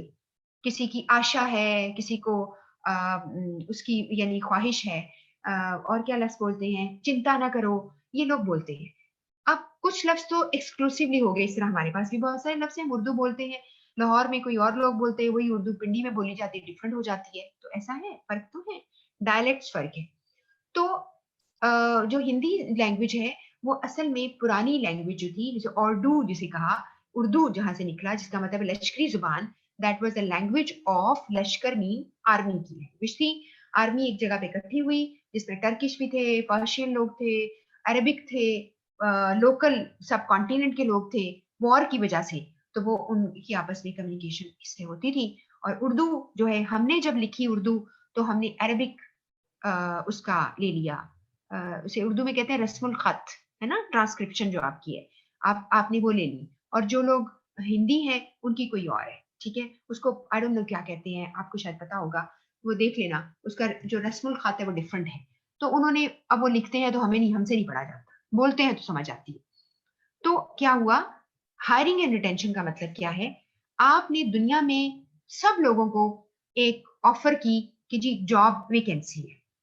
अब चाहे कोई अफ्रीका में बैठा है, चाहे ऑस्ट्रेलिया में बैठा है, चाहे पाकिस्तान में बैठा है, श्रीलंका में है, सऊदी अरब में है, सबके पास हक है, उनका हक है कि वो जाके अप्लाई करें वहां पे ऑनलाइन। उन्होंने अप्लाई कर दिया। अब क्या किया आपने, उनको हायर करने के लिए उनका सीवी पढ़ लिया, देख लिया, अब उनके साथ आप कॉन्फ्रेंस रख लें और उनके साथ आप बात कर लें। You can hire that person on the basis of a person appearance में भी, और उसकी कैलिबर, उसकी जो कुछ वो आपको शो करता है वो करते हैं। और एक आपको इंटरेस्टिंग बात और बताऊं, एक और चीज जो बहुत पॉपुलर आज से कोई 10 साल पहले से हुई भी अभी भी है, एक होता है रेज्यूमे, एक होता है विज्यूमे, यानी वीडियो रेज्यूमे, वो भी बड़ा पॉपुलर है। अगर आप चाहो तो यूट्यूब पे चेक कर सकते हो, लोगों ने अपनी वीडियो रेज्यूमेस बना बनाकर रखे हुए हैं। और अगर आपको कोई जरूरत हो तो वो वीडियो रेज्यूमे अपलोड कर देते हैं, जिसमें एक बंदा खुद बोलकर कहता है कि जी मुझे देखें, मुझे हायर करें, मैं फला कंपनी में काम करता रहा। वो कंपनी की जगह पे जाकर अपनी तस्वीर बनाता है, कंपनी के बाहर वॉक कर रहा है और वो दिखाता है ये बिल्डिंग है, इस बैंक पे मैंने काम किया था। तो मैं ये आपको तरीके बता रही हूँ कि आजकल वीडियो रेज्यूमे भी अवेलेबल है, दुनिया बहुत तरक्की कर गई। और इसमें क्यों क्या है, क्योंकि people sometime they want to hire people on key post and they want to see their body language, कि उसकी बॉडी लैंग्वेज क्या है, उसका अपने आप को कैरी कैसे करता है, चलता कैसे है। अगर मैंने इसको यहाँ इस कंपनी में लाके बॉस बनाना है, क्या उसके अंदर बॉस वाले जरासीम हैं भी कि नहीं, ठीक है। और ये बात एक बड़ी जरूरी होती है। इस पर फिर मैं आपको एक बात बताऊंगी, आज में हाल हमने ज्यादा कहानियां की, लेकिन ये टॉपिक मैं खत्म कर लूंगी। पता क्या हुआ, एक दफा आईसीएमए में मैं ट्रेनिंग करा रही थी, आपको मैं बड़ी इंटरेस्टिंग बात बताती हूँ। एक ट्रेनिंग मैं करा रही थी, तो उसमें क्या किया उन्होंने, बहुत सारे लोग आए, उसमें से कोई इवन सीएसएस ऑफिसर्स भी थे, इवन बैंकर्स भी थे। वो हमारी पूरे हफ्ते की ट्रेनिंग हुई थी। तो बहुत सारी ऐसी ट्रेनिंग मैंने यहाँ पे कराई है आसियामी लाहौर में। तो एक ट्रेनिंग हो रही थी, तो उसमें एक बड़े ऑफिसर थे, वो आए हुए थे, वो 17 ग्रेड पे काम कर रहे थे। बड़े ही नाइस थे, बहुत तरीके से बात करते थे। उनका जो था नहीं 17 ग्रेड से ऊपर थे, यस। और लेकिन उनका, हाँ, 17 ईयर से काम कर रहे थे उसी जगह पर। वो कहने लगे कि एक दफा मुझे ऑफर हुई, उन्होंने अपनी हिस्ट्री बताई, फिर लोग जो यंग थे उनको उन्होंने वार्न किया। उन्होंने कहा कि मैं कंपनी में ये काम यहाँ पे कर रहा था, जहां भी वो काम कर रहे थे, तो एक मुझे अपॉर्चुनिटी मिली दुबई में। उन्होंने पैसे दिए, पहले उन्होंने इंटरव्यू किया, सब कुछ किया, आपका सारा देखा, आपका सेटअप देखा, आप कितनी लेवल की काम करें, सब कुछ कर लिया। कर कर आपको जब उन्होंने दुबई में फ्लाई करवा के, ये उस जमाने की बात है जब वीडियो कॉन्फ्रेंस ऐसे नहीं हुआ करती थी, तो उन्होंने आज से कोई 10 साल पीछे ले जाया। उन्होंने क्या किया कि उन्होंने उनको बुलाया, एक इंटरव्यू, दो इंटरव्यू हुआ, तीसरे इंटरव्यू पे उन्होंने उनको रिजेक्ट कर दिया। जब उस वक्त उस कंपनी का जो मालिक था ना, वहां का नेटिव, वो बैठा हुआ था लोगों को असेस करने में, फाइनल इंटरव्यू था। वो बेचारा परेशान, बहुत परेशान वो साहब हो गए। उन्होंने पूछा कि मुझे बताइए कि ऐसा क्यों हुआ, फाइनल राउंड में मुझे क्यों निकाला, और भी निकले होंगे लोग। उन्होंने कहा कि हमारे जो मालिक हैं यहाँ के, जो जो लोग होते हैं अमीर, वहां के जो हेड होते हैं, उन्होंने कहा कि जी इस बंदे का कल्चर नहीं है इतनी बड़ी पोस्ट का, ये पिछले 12 सालों से एक ही पोजीशन पे काम कर रहा है, और उसकी जो सैलरी की औकात है वो कोई जी 80,000 रुपया लेता है शायद, या इतना लेता है। यहाँ पर पहला आएगा तो उसको 6 लाख सैलरी मिलती है। तो क्या वो इस चीज के, इस लेवल का उसका वो नहीं है उसके अंदर, यानी वो चीज नहीं है, उसकी पर्सनालिटी वैसी नहीं है। बड़े अफसोस की बात है ये उसने जो कही, लेकिन उसको चाहिए था ऐसा बंदा। हम क्या कह सकते हैं, हम क्यों उसकी ओपिनियन को क्रिटिसाइज कर सकते हैं, जब उसको बंदा एक चाहिए, वो फैसला करने वाला है, वो हाथ रखिए ना रखिए। तो मैं आपको ये बात बताना चाह रही हूँ, करियर इंप्रूवमेंट, करियर ग्रोथ हमेशा कीजिएगा।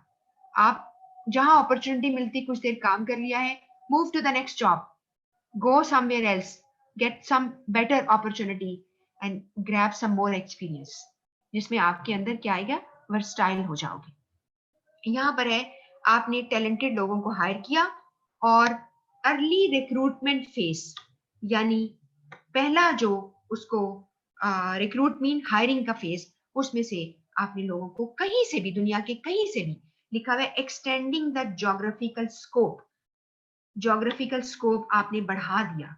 यानी लोग दुनिया में कहीं बैठे हुए हैं, किसी भी लोकेशन पर हैं, दुनिया के किसी नक्शे पे बैठे हैं, वो आप उनको हायर कर सकते हैं। आपकी कंपनी है, आप मालिक हैं, आप फैसला कर सकते हैं। उसके बाद एक कंपैटिटिव एडवांटेजेस आपको मिले, बहुत ज्यादा advantage, sustain competitive advantage from improve sharing of knowledge. यानी आपने क्या किया, कंपैटिटिव एडवांटेजेस यूं मिले कि लोगों से बात की, उनका नॉलेज आपने लिया, अपना नॉलेज उनको दिया, इस तरह नॉलेज शेयरिंग हो गई, सिनर्जी जो है वो आपकी डेवलप हो गई, आप ऐसे भी कर रहे हो। इसके बाद faster and more inform decision आप बनाएंगे, reduce time to market for new product, आपके पास अब टाइम कम है, आप अपनी प्रोडक्ट को लॉन्च कर सकते हैं, आप इस तरह लोगों को दिखा सकते हैं। इम्प्रूव रिलेशनशिप आए सप्लायर के साथ, कस्टमर के साथ, by talking to them, and good public relation आपने डेवलप कर लिए। एंड अगेन एनवायरमेंट इनिशिएटिव है, आपने एनवायरमेंटल फ्रेंडली काम कर दिया, ना लोग सफर करेंगे, ना वो बीमार होंगे, ना आपको बीमार करके जाएंगे। ये सारी बातें जो है आपकी समझ में आ गई। इसके बाद लिमिटेशंस आ जाती हैं, यानी इसमें कुछ हदूद हैं, जो कि ये लास्ट टॉपिक है इसका, इसकी कुछ महदूद यानी है चीजें, उसमें है जी आपके पास limitations. Limitations of video conference में क्या है, लिमिटेशन का मतलब है उसके ड्रॉबैक्स, ठीक है, उसके जो है यानी नेगेटिव उसके जो हैं असरात होंगे वो क्या है। इसमें आई कांटेक्ट, ये बड़ी इंटरेस्टिंग लिखा हुआ है, बड़ा इंटरेस्टिंग। कहती है कैमरा की पोजीशनिंग, इंटरेक्शंस, यानी आपकी मुलाकात लोगों के साथ हो रही है, are highly important yet frequently overlooked. इसे, ये बात इंपॉर्टेंट तो है, कैमरा आपने रखा है, आप लोगों से इंटरेक्ट कर रहे हैं, आप पूरे नजर आए, वो आपको पूरे नजर आए, बड़े बड़े नजर आए, आपका चेहरा पूरा नजर आए, उसके लिए कहती है बात बड़ी इंपॉर्टेंट है, येट फ्रीक्वेंटली, फिर भी ओवरलुक का मतलब है नजरअंदाज कर लेना। अक्सर फ्रीक्वेंटली हम इस चीज को नजरअंदाज कर लेते हैं। Video conferencing can often give the incorrect impression that the remote participant is avoiding eye contact when in fact they are not. एक बंदा लग रहा है कैमरे में देख के बात नहीं कर रहा, उससे कॉन्फिडेंस नहीं है, आई कांटेक्ट मेंटेन नहीं कर पा रहा, लेकिन ऐसा नहीं होता। अक्सर हम इस चीज को मिसरीड कर लेते हैं, गलत अंडरस्टैंड कर लेते हैं। रिमोट का मतलब है दूर बैठा हुआ, रिमोट का वैसे ही आपको लफ्ज आता है, रिमोट जो आप यूज करती हैं, रिमोट कंट्रोलर जैसे कि किसी भी चीज का। इसके बाद है अपेयरेंस कॉन्शियसनेस। हाय, ये तो बड़ी परेशानी वाली बात है। मैंने आज क्या कपड़े पहन लिए, आज मेरी टाई सीधी नहीं है, मेरे बाल बार बार आगे आ रहे हैं, ये सेट नहीं आज किए, हेयर कट नहीं लिया हुआ था, क्या हो गया मुझे। तो मैं अपेयरेंस कॉन्शियस बहुत हूँ, तो मुझे तो एकदम मीटिंग आ गई है, क्या करूं। तो अब मैंने करना क्या है, फायदे का नुकसान, जो मैंने परफॉर्मेंस देनी थी मैं नहीं कर सका, मैं बड़ी परेशानी में आ गया। तो साइकोलॉजिकल प्रॉब्लम आ गई आपकी, ठीक है।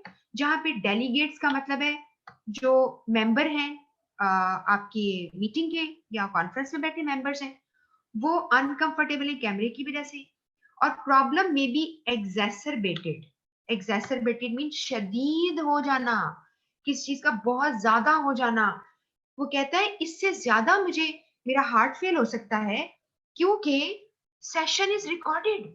ओ माय गॉड, अभी अभी खत्म हो जाती बात, फिर तो मैं बर्दाश्त कर लेता, चलो कोई बात नहीं, अगली मीटिंग में बाल शाल ठीक करके आऊंगा। लेकिन ये क्या हुआ, ये मीटिंग तो रिकॉर्ड हो रही है, ठीक है। और खवातीन का भी बड़े मसले हैं, सिर्फ बंदों के नहीं है। बंदों के वैसे कम होते हैं, लेकिन you never know, you never know, कुछ लोग बड़े ही टची होते हैं, ठीक है। एक साहब को मैं जानती थी, तौबा तौबा, उन्होंने अगर शर्ट जो पहनी है, इवन वो अफोर्ड कर सकते थे माशाल्लाह, शर्ट पहनी है उन्होंने, नीचे पहना हुआ है जो जीन्स या कैजुअल पहनी होती थी आमतौर पे, उन्होंने साथ उनके जो स्नीकर्स है ना, इवन जूते जो जॉगर्स, उनमें भी रंग मिलते थे। फॉर गॉड सेक, मतलब ये किसी बच्चे को तो नहीं तैयार करना ना, कि बच्चे को जैसे अम्मा तैयार करके एक क्रिब में डालती है, देखो कितनी प्यारी बच्ची है, बो लगा दी, नीचे बूटीज पहना दी। It was just like that, कि तैयार हुए हैं, बूटीज भी पहन ली है, सब कुछ कर लिया है ना। ये आप मेरे ख्याल है समझ रहे होंगे मैं क्या कहना चाह रही हूँ। तो कुछ लोग बहुत ज्यादा होते हैं, अब सेशन रिकॉर्ड हो गया, बहुत ही ज्यादा मसला पड़ जाएगा। और इनफैक्ट इम्पेयर्ड का मतलब है किसी चीज का महरूम हो जाना, जैसे होता है ना हेयरिंग इम्पेयरमेंट, खुदा ना खासा सुनाई ना देना।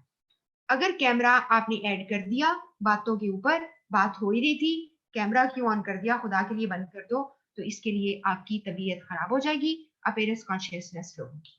उसके बाद टेक्नोलॉजी, टेक्नोलॉजी जो है वो इंटायरली आप रिलायंट तो नहीं हो सकते, क्योंकि स्टेबल नहीं होती टेक्नोलॉजी, किसी जगह पे तस्वीर कट जाती है, आवाज नहीं आ रही होती, तो इसलिए ये एक लिमिटेशन है। इसके बाद है limitation on non commercial take up. उसमें ये कहता है कि ज्यादातर जो लोग हैं उनके पास इतना यानी स्टैंडर्ड चीजें नहीं होती।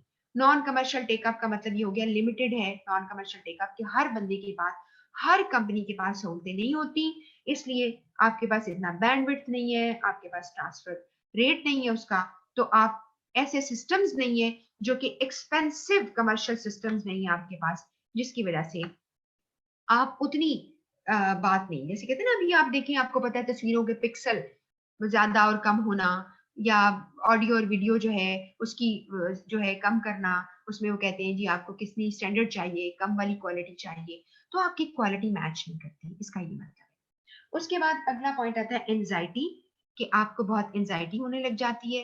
एंजाइटी का मतलब है कि जब आप लोगों के सामने बैठे होते हो, तो stress anxiety present in some participants due to appearance on camera, ना सिर्फ, और इससे वो नेगेटिव इम्पैक्ट करते हैं और उनकी हेल्थ और सोशल वेलबींग ये खतरे में पड़ जाती है।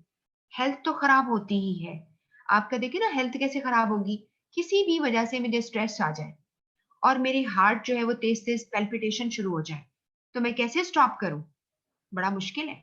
सोशल वेलबींग क्या होती है आपकी, सोसाइटी में आपका मकाम, एक बंदा है और अच्छी परफॉर्मेंस नहीं दे पाया, कभी लोगों को होता है स्टेज एंजाइटी होती है, जैसे मैं आपको ग्लोसोफोबिया पढ़ाया था जब आपको प्रेजेंटेशन सिखाई थी।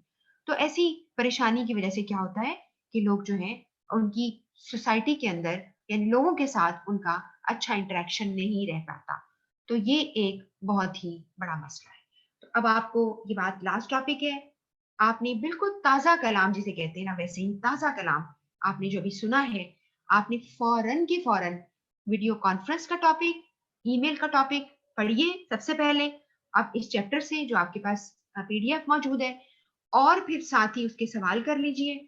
बहुत सारे सवाल इससे रिलेटेड है, वो तो आप फौरन के फौरन आ जाएंगे, और कुछ आप जो टॉपिक जो आपने पहले पढ़ लिए हैं मेरे से उस पे आएंगे, और साथ ही आप उसको कर लेंगे। तो अभी कुछ सेशन हम ऐसे भी रखेंगे इंशाल्लाह, इसमें आपको सवालों के लिए ऑन किया जाएगा। आपके जो सीआर हैं वो आपको, क्लास के जीआर, वो आपको से सवाल लेंगे और हम इसको करेंगे, लेकिन अभी नहीं, अभी बाद में मैं आपको इसका बताऊंगी। और मैं आपके टेस्टिंग का भी थोड़ा सिस्टम जो है वो उसको भी इंश्योर करूंगी जल्दी, और आपको कुछ सवाल जो है वो अनसीन भेजूंगी। लेकिन अनसीन देखने का तभी फायदा होगा जब आप सीन क्वेश्चन आप कर चुके हैं, वरना तो आपको मैं अनसीन के टाइटल में वो भी भेज दूं जो आपके पास पहले से मौजूद है, आपको क्या पता, आपको क्या पता कहाँ से लिए हैं, क्योंकि आपने तो पढ़े ही नहीं। तो प्लीज आप अपनी जो है ना पाइल अप ना करें चीजों को, सारे एमसीक्यूज करते जाइए ताकि आपकी अच्छी तैयारी हो जाए। तो मैं अभी जरा थोड़ी से देख लेती हूँ कि सवाल तो नहीं है ज्यादा, सिर्फ एक ही स्टूडेंट ने कुछ पूछा हुआ है। मैं पता कर लेती हूँ आपका। तो ये बात सारी थी। अब जो आपको जो चीज नेक्स्ट मैंने बतानी है, मैं सिर्फ उसका जो है आपको आइडिया दे देती हूँ। हमने मीटिंग के बारे में इंशाल्लाह फ्राइडे को पढ़ना है, फ्राइडे को आपको क्लास है, बताया आपको मैंने, फ्राइडे को पढ़ना है। और मैं भी नोट वेट करूंगी, अगर जीआर और सीआर ने मैसेज ड्रॉप कर दिए हैं ठीक है, वरना मैं ड्रॉप कर दूंगी मैसेज परसों की क्लास की। उसमें हमारा टॉपिक होगा मीटिंग, बहुत ज्यादा इंपॉर्टेंट टॉपिक है। कुछ ऐसे टॉपिक हैं जिसके ऊपर कोई कॉम्प्रोमाइज नहीं है, ये लाजमी आएंगे, लाजमी। और मैं एक दिन आपके साथ रखूंगी, आप बेशक कॉपी पेंसिल उठा लेना, आप साथ साथ नोट करते जाना कि कौन कौन से ऐसे टॉपिक हैं जिस पर डेफिनेटली आपको सवाल आएंगे। उन टॉपिक्स को तो सबसे पहले इंश्योर कर लेना कि मुझे इसके ऊपर सारा आता है, ठीक है, वो मैं आपको बता दूंगी। तो आपको जो है मीटिंग मीटिंग कैसे होती है, मीटिंग कितनी टाइप्स की होती है हम पढ़ेंगे, मीटिंग के अंदर जब कोई प्रॉब्लम सॉल्व करते हैं ग्रुप कैसे बिहेव करता है, ये इंपॉर्टेंट पॉइंट है इसके अंदर। फिर हम मीटिंग के बारे में पढ़ेंगे कि उसके कुछ डॉक्यूमेंट्स होते हैं, जैसे एजेंडा और नोटिस, और जब मीटिंग होती है उसकी प्रोसीडिंग हो रही है, और मीटिंग जो है उसके मिनट्स लिखे जाते हैं, मिनट्स उसका रिकॉर्ड होता है। फिर मिनट्स की कुछ टाइप्स हैं, ये सारी वो जरूरी जरूरी चीजें हैं, और ये इतनी डिटेल नहीं है, इसमें डिटेल नहीं, आपको समझना जरूरी है। वो पॉइंट्स आप मेरे से समझेंगे। आपके पास कुछ मटेरियल पहले से आ चुका है, मैं आपको रेफरेंस दे दूंगी कौन सा मटेरियल आपके पास है, और बाकी मैंने उसके लिए नोट्स तैयार करे हैं।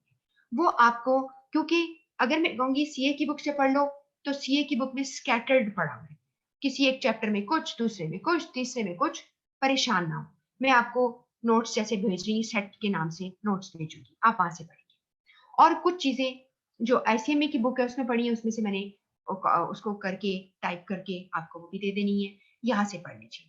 उसके बाद आपकी जिम्मेदारी होगी कि आपका दिल चाहे तो, जैसे मैंने कहा हुआ कैप्लन की बुक से पढ़ना चाहो एक दफा रीडिंग कर लिया करो, इसमें क्या जाता है, रीडिंग कर ली, समझ में आ गई, नॉलेज बढ़ गया, आपका जो जहन का जो एक हदूद है वो भी इंसान की खुलती है, जहन का जो कहते हैं मेंटल होराइजन आपका ज्यादा लार्ज हो जाता है, वो आपको फायदा देता है। तो बस ये लास्ट बातें हैं, मैं 2 मिनट जाहिर लगेंगे मुझे। जी आप कह रहे हैं नहीं, अब आपको बताती चलूं, मंडे ट्यूसडे फौरन परेशान हो गए आप। एशना ने सवाल पूछा है, निदा ने भी पूछा है, दोनों खवातीन हैं, लड़कियां हैं, पता नहीं क्या हो गया आप लोगों को, घबरा क्यों गए हो। नहीं नहीं, एक हफ्ते में 3 ही क्लासें होंगी, अनलेस मैं बहुत ही अवेलेबल हुई तो मैं ये चाहूंगी कि कोई बात नहीं, हम जल्दी खत्म कर लेंगे, रिविजन कर लेंगे, एमसीक्यू ज्यादा कर लेंगे, वो कोई मसले वाली बात नहीं है। हम देख रहे हैं ना कि कितने आवर्स हम पढ़ चुके हैं, कितने आवर्स रहते हैं, उसको देखते हैं। क्योंकि मैं अवेलेबल थी तो मैंने कहा, तो आपके मैनेजर ने कहा ठीक है आप क्लास रख लेते हैं फ्राइडे, सैटरडे और संडे को। अगर आप किसी वजह से मसरूफ हैं और आप ना कर सके तो आप इसको रिकॉर्डिंग पढ़ लीजिएगा। लेकिन जो कमिंग आएगा इन अगला मंडे ट्यूसडे वेंसडे, उसमें क्लास आपकी जो है वो नहीं होगी, ठीक है, उसकी बजाय पे आपकी क्लास जो है अगले वीक में, तो ऐसा ही है। लेकिन मैं बात आपको सैटरडे जब संडे जब आएगा इंशाल्लाह उसमें आपको दोबारा से एक दफा फिर बता दूंगी, ठीक है। तो ये आप जो है नोट कर लो कि क्लास आपकी डे आफ्टर टुमारो, कहते हैं ना परसों को क्या कहते हैं, डे आफ्टर टुमारो, जो आने वाला, और जो गुजर गया उसे क्या कहते हैं, डे बिफोर यस्टरडे। तो आपका परसों जो गुजर गया उसकी बात नहीं मैं करी, मैं डे आफ्टर टुमारो की बात कर रही हूँ कि आपकी ये होगी। तो ये आपको निदा एंड एशना आपका नाम है, वेरी नाइस। तो आपको मैंने ये दोनों बातें बता दी है, ठीक है, क्लियर हो गया। इसी तरह आप मुझे अगर कोई बात समझ ना आए पढ़े तो आप प्लीज मुझे यहाँ पे लिख लिया करो, मैं उसके जवाब देने को भी बहुत खुश होकर जवाब देती हूँ। मुझे अच्छा फीडबैक मिलता है कि लोग पढ़ रहे हैं, ठीक है। और अगर दो बातें होती हैं, चुप रहोगे तो हाँ होती है, वैसे भी चुप का मतलब हाँ होता है ना।